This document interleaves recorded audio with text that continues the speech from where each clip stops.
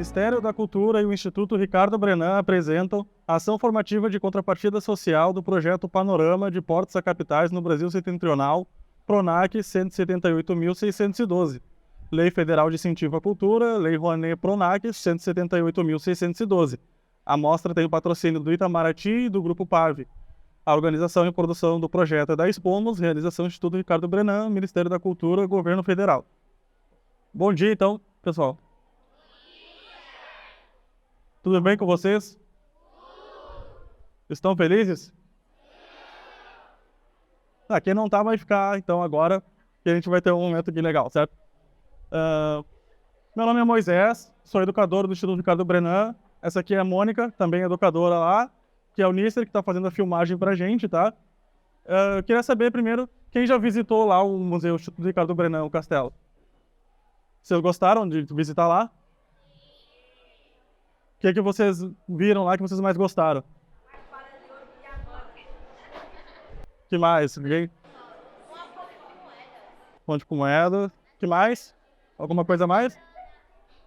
Katana. É legal, né, pessoal? Geralmente o que mais impressiona quando a gente visita lá é justamente as armas e as armaduras, né? São umas coisas bem diferentes que a gente não costuma ver por aqui, né? Nem tinha muito aqui pelo Brasil, na verdade, né? Muitas foram trazidas da Europa. Então é uma coisa que sempre marca quem visita lá o museu. A gente está aqui para falar de uma exposição temporária que a gente recebeu no museu, então ela já não estava mais lá. Vocês visitaram semana passada, não foi? Ela não estava mais lá quando vocês visitaram, os que visitaram. Mas a gente vai estar falando um pouquinho dela aqui. Ela tinha uns quadros, umas fotografias, né, pinturas. Vou falar um pouquinho delas rapidamente, só para vocês conhecerem um pouquinho mais. Falar um pouco da história do nosso país aqui, da região Nordeste também, tá bom? Então, pessoal, o nome da exposição é Panorama. Vocês já ouviram essa palavra antes? Sabem o que ela significa? Já ouviram em algum lugar?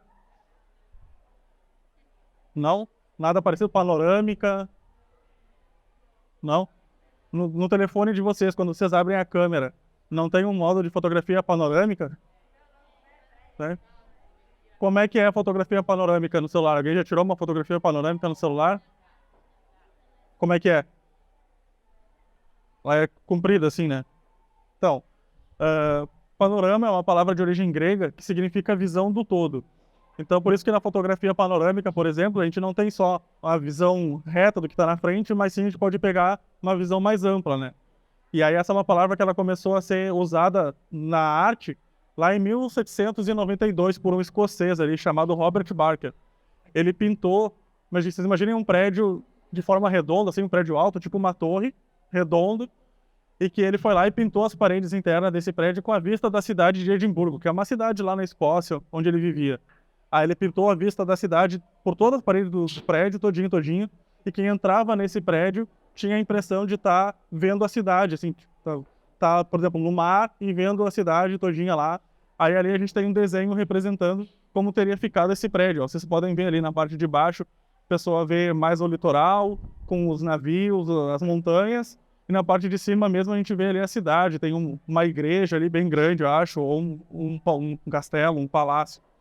Então, foi ele que iniciou essa tradição de pintura chamada panorama, né? Pintar panoramas, vistas do todo das cidades, né? E aí a exposição que estava lá no museu, ela tinha esse tipo de pintura, claro que não dentro nas paredes, né? Mas sim quadros que davam uma vista panorâmica de algumas cidades aqui do Brasil. Pode passar, por favor? E aí eu vou falar um pouquinho para vocês como é que era o Brasil na época que essas pinturas e essas fotografias que estavam lá na exposição foram feitas, né? Alguém sabe alguma coisa, imagina alguma coisa de como era o Brasil 150, 200 anos atrás? Certamente era muito diferente do que é hoje, né? Muita coisa mudou de 200 anos para cá, não é não? Vocês já devem ter ouvido falar, por exemplo, que o Brasil era uma colônia de Portugal. Né? Os portugueses chegaram, 1500, Pedro Álvares Cabral, ocuparam aqui, foram ocupando a terra, né? Conquistando a terra que era dos indígenas, né? Vocês já ouviram essa história, né? E aí, quando o Brasil ele era uma colônia, basicamente ele era usado por Portugal para enriquecer Portugal, extraíam riquezas daqui. No começo era a madeira do pau-brasil, que é uma madeira de onde se tira uma tinta vermelha que usavam para pintar tecidos lá na Europa. Depois começaram a plantar cana-de-açúcar, aqui na região Nordeste principalmente. que levavam açúcar lá para a Europa também, porque eles não tinham muito açúcar lá, então levavam um açúcar produzido aqui para adoçar as coisas lá. E depois descobriram lá no que hoje é o estado de Minas Gerais, minas de metais preciosos, de ouro, de prata, que também foram levados para a Europa, né? Vários países da Europa tiveram colônias pelo mundo, né? Como Inglaterra, Espanha, França. E hoje são países ricos justamente porque passaram centenas de anos roubando riquezas de outras partes do mundo. E aí isso explica porque, por exemplo, o Brasil e outros países da América Latina são países empobrecidos, como países africanos também são países empobrecidos, muitos países da Ásia são países empobrecidos, porque todos eles foram colonizados por esses grandes países da Europa, né? Foram enriquecendo, então, ao longo de 300, 400 anos, roubando riqueza de outras partes do mundo, certo? E aí, o Brasil ele ainda era uma colônia de Portugal, quando um cara lá, um francês na Europa, um imperador da França chamado Napoleão Bonaparte, alguém já ouviu falar nele? Então, ele se declarou imperador da França e começou a querer conquistar toda a Europa, dominar toda a Europa sob o domínio da França. Com medo de ser dominado, de repente ser assassinada ou até presa, né, a família real portuguesa fugiu de Portugal e veio se esconder na sua principal colônia, que era o Brasil.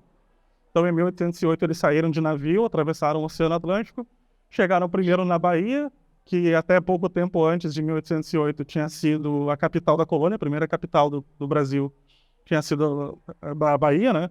Salvador. E depois eles desceram para o Rio de Janeiro. Aqui a gente tem uma pintura do Cândido Portinari, foi feito bem depois disso, tá, gente? Em 1952, ele imaginando como teria sido essa passagem da família real portuguesa para Salvador. E depois eles chegaram lá no Rio de Janeiro, onde estabeleceram, né, a corte, né? Vieram o rei, a rainha e os nobres, as pessoas próximas deles, né, os amigos deles, que eram bem ricos também de Portugal. Só que eles chegaram aqui, como o Brasil era uma colônia, não tinha muita coisa que eles tinham lá em Lisboa, em Portugal, onde eles estavam. Não tinha biblioteca, não tinha lugar onde se imprimia livro, não tinha universidade, não tinha várias coisas, né? Jardim botânico, né, para estudar ciências da natureza, né, plantas e animais, não tinha nada disso. Então, a partir do momento que eles chegam aqui, eles mandam construir essas instituições. Começou a ter aqui no Brasil, então, banco, né, como eu falei, biblioteca, gráfica, tudo isso. E aí uma dessas instituições é a Escola Real de Ciências, Artes e Ofícios, que é como se fosse a primeira universidade do Brasil, para formar justamente cientistas, artistas, né? Até então, os que existiam aqui no Brasil certamente tinham estudado fora do Brasil, provavelmente na Europa, onde já tinha essas universidades desde muito tempo atrás. E aí, em 1822, você sabe, a independência do Brasil, né? Dom Pedro I, independência ou morte, aquela coisa. O Brasil deixa de ser colônia de Portugal e passa a ser, então, um império autônomo, né? Independente. E depois disso, então, essa Escola Real de Ciências e Artes e Ofícios, ela muda de nome e ela se torna a Academia Imperial de Belas Artes, que é para formar artistas mesmo, escultores, pintores, compositores, né? Pessoas que escreviam peças de teatro. E muitos dos artistas que tinham lá pinturas que estavam nessa exposição foram formados justamente nessa Academia Imperial de Belas Artes, certo? Pode passar. E aí no título da exposição tem essa palavra, Brasil Setentrional. Setentrional é uma palavra bem esquisita, né? Alguém já ouviu falar essa palavra? Setentrional é bem estranho. Então vou simplificar para vocês, que até para mim, setentrional é uma palavra que é usada para se referir à região norte de algum lugar. Tá? A região sul se usa a palavra meridional, fala da região meridional do Brasil, está falando lá do sul, região setentrional está falando do norte. E aí, naquela época, o Brasil ele ainda não tinha todo o território que tem hoje, toda a parte lá para o interior, do Amazonas, lá da floresta e do Pantanal, no Mato Grosso, né? Então, a região setentrional do Brasil é justamente aqui onde a gente está, o Nordeste, um pedacinho da região Norte.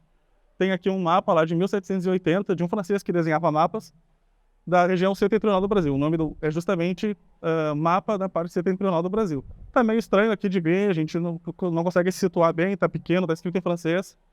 E aí, no próximo slide, por favor, pode passar? Eu coloquei ali um mapa do Brasil atual, que a gente conhece, né? E destaquei ali de vermelho essa região setentrional, então, que estava representada ali, que compreende justamente as 4 cidades que a gente vai estudar, que faziam parte da exposição lá.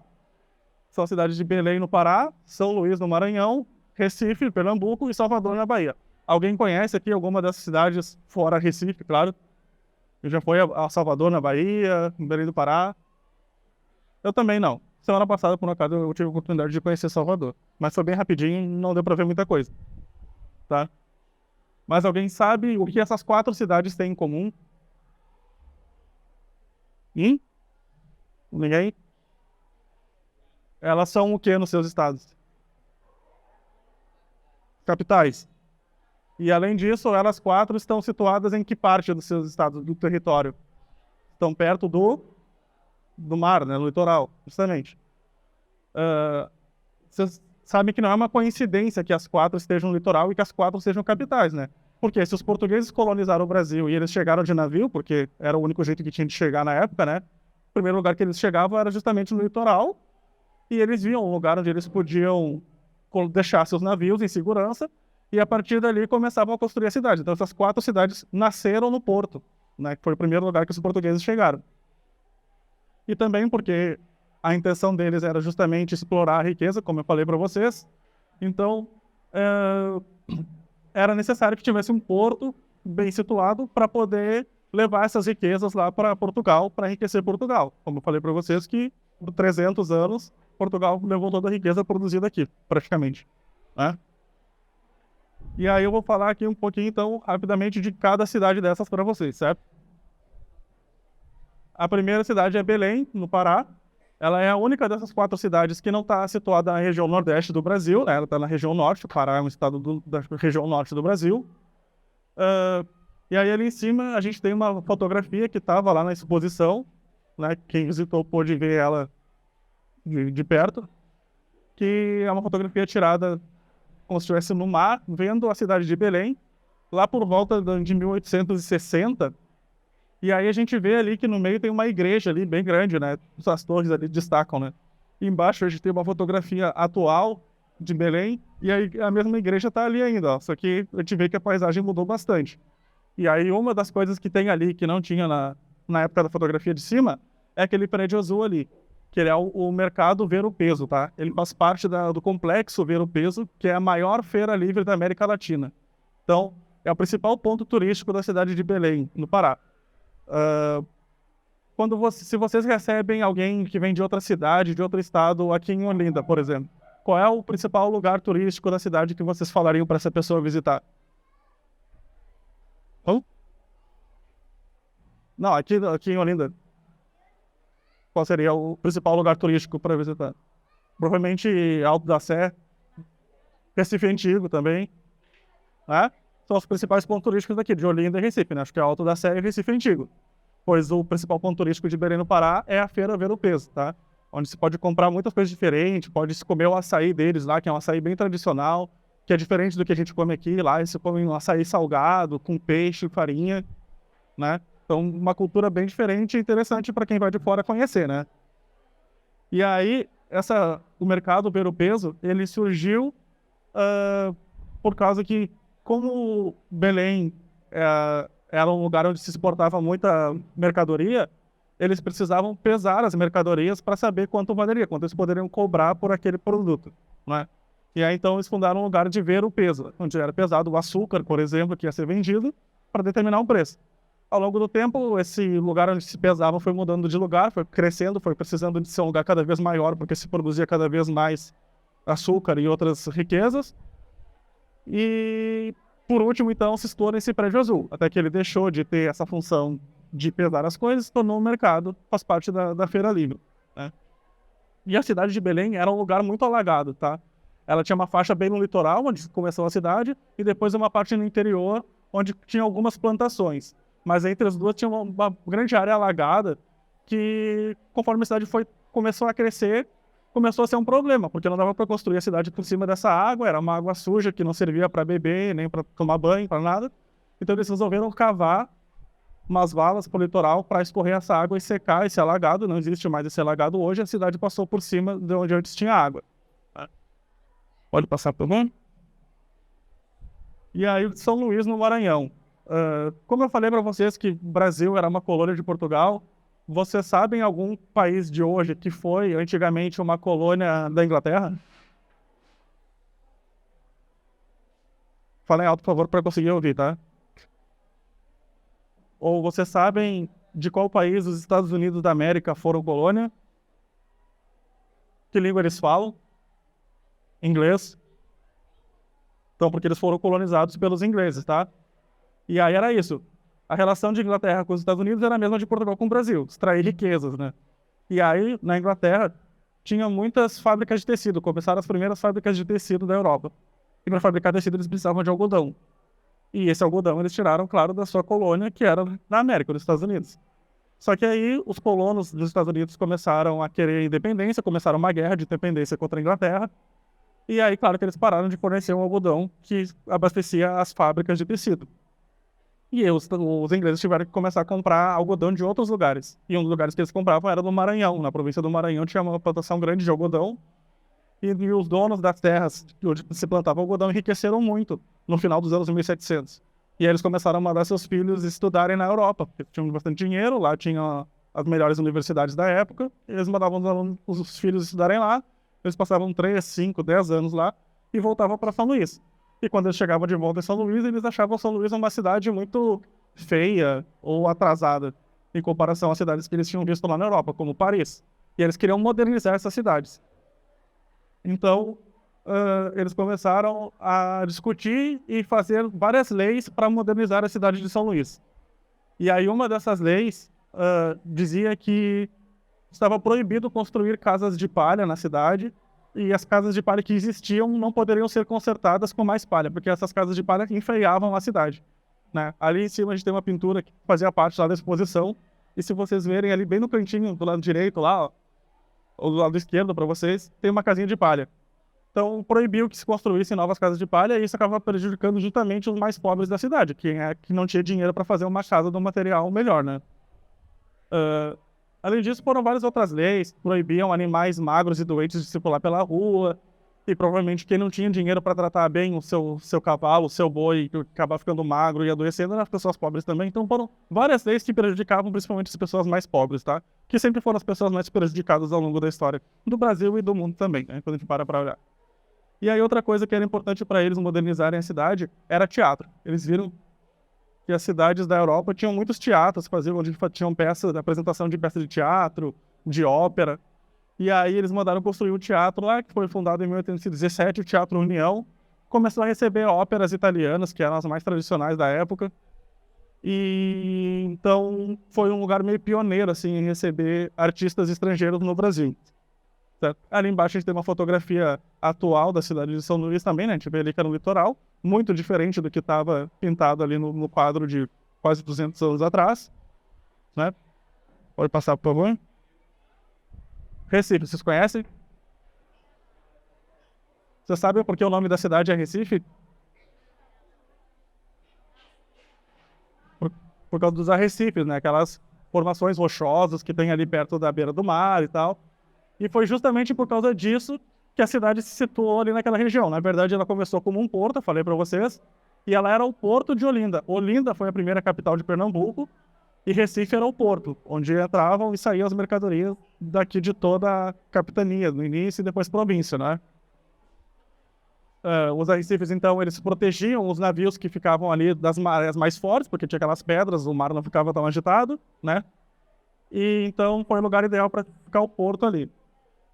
E uma das principais características naturais da cidade do Recife são os rios, né, gente? Vocês conhecem o Rio Capibaribe e o Rio Beberibe, são os dois maiores deles, né? Para que a gente usa hoje em dia esses rios? Para que eles servem para nós? Alguém fala alguma coisa alguma utilidade do rio hoje em dia? O pessoal geralmente fala pescar ou tomar banho e outras coisas, mas dificilmente falam de transporte, porque até tem o catamarã lá que dá para fazer o passeio pelo rio, mas a gente não usa o rio como meio de transporte assim pra gente, quero ir pro Marco Zero, vou ir pelo rio, vou pegar um navio e ir pelo rio, né, gente? Não usa mais assim, né? Não se usa mais o rio para transporte, não é verdade? Pois nessa época, nos anos 1800 se usava, porque se produzia muito açúcar aqui no interior, no Agreste, e para levar esse açúcar até o porto, para mandar ele para fora, iam justamente pelo rio, né? O rio era o meio de transporte mais rápido na época, o caminho, né? Porque carroça puxada por boi, por cavalo, era muito demorado. Então, só serve isso para a gente pensar que o rio é o mesmo de 200 anos atrás, mas a forma que a gente se relaciona com ele é diferente. Como a gente usa mais transporte terrestre hoje, o rio é um problema. A gente tem que atravessar o rio transporte terrestre não dá. Então se construíram as pontes e tal. Então, só para a gente pensar como as coisas que existem há muito tempo, elas mudam a importância que tem pra gente, porque muda a forma como a gente vive, né? E aí, queria falar, pular aquela parte de cabotagem, falar para vocês que quem é que trabalhava no porto do Recife 200 anos atrás? Eram as pessoas escravizadas, você sabe que havia escravidão no Brasil, né? E as pessoas que já eram livres, mas que nos documentos da época... Amigo, pode parar um pouco, por favor? Obrigado. Quem trabalhava lá eram as pessoas escravizadas e as pessoas que apareciam no documento como livres de cor, né? Pessoas que não eram brancas, né? Pessoas brancas eram todas livres e dificilmente trabalhavam no porto. E aí, tinha uma dessas pessoas livres de cor que era Pedro da Silva Pedroso. Ele era um militar, tá? Ele trabalhava no exército e ele soube que tinha acontecido numa ilhazinha na América Central, chamada São Domingos, que era uma colônia francesa, uma revolta em que os escravizados daquela ilha, que eram 90% dos habitantes da ilha, perceberam que eles eram a grande maioria e que estavam sendo explorados pelos poucos brancos que viviam na ilha e fizeram uma revolta para expulsar esses brancos. Lutaram pela liberdade deles, assassinaram muitos desses brancos, outros conseguiram fugir e eles tomaram o controle da ilha. É o único evento da história da humanidade em que uma revolta do povo, de pessoas escravizadas, levou à independência de um país, tá? E aí, inspirado nesse evento, o Pedro Pedroso ele quis fazer algo parecido aqui no Recife. E aí ele começou a falar com as pessoas negras da cidade toda para elas se revoltarem e tomarem controle da cidade. Só que acabou demorando para chegar a data que eles tinham combinado, que era o dia 23 de fevereiro de 1823. E quando eles foram fazer essa revolta, o exército do Império já estava organizado, acabou prendendo eles, o Pedro perdeu o seu cargo e tudo, e a revolta não foi para frente, tá? Pode passar, por favor. E a última cidade que eu vou falar para vocês é Salvador, na Bahia. Como eu falei, tinha sido a primeira capital da colônia, tá? Era uma cidade onde tinha muito comércio marítimo, né? E aí tinham trapiches, que eram esses prédios que tem ali naquela fotografia que também estava lá na exposição, que são prédios que serviam para armazenar mercadorias e também tinham equipamentos para embarcar e desembarcar essas mercadorias com mais facilidade, tá? Se construiu o prédio da alfândega, que é aquele prédio redondo ali, que já estava nessa fotografia de 1862. E embaixo ali tem uma foto dele, atualmente ele é o Mercado Modelo, também é um ponto turístico bem importante de Salvador. Quando alguém for lá, provavelmente vai visitar, ele fica em frente ao elevador Lacerda também, que é outro lugar bem importante da cidade, que liga a cidade alta à cidade baixa. Tá? A cidade alta onde moravam as pessoas ricas, os donos de negócios, os administradores da cidade, e a cidade baixa onde moravam os trabalhadores que trabalhavam no porto, certo? E foi em Salvador que se desenvolveu a Companhia Baiana de Navegação a Vapor, porque você sabe, antigamente os navios eles não tinham motor, eles funcionavam dependendo do vento, com as velas, e dependendo das condições do mar também para poder navegar. Com o desenvolvimento da máquina a vapor, os navios começaram a ter um motor, então começaram a navegar mais independente da natureza, e facilitou muito o comércio. Então foi um lugar pioneiro no Brasil também na navegação a vapor. Aí, vou encerrando por aqui, pode passar por favor. Só para mostrar para vocês, se alguém um dia se interessar, tudo que eu li para falar sobre esses assuntos, porque né, a gente tem que estudar para falar sobre as coisas, para não ficar inventando coisa, estão nesses livros aqui. E meu muito obrigado para vocês pela paciência, pela atenção. E até a próxima, quando for visitar o museu, a gente se encontra lá, certo? Obrigado. Tchau, tchau.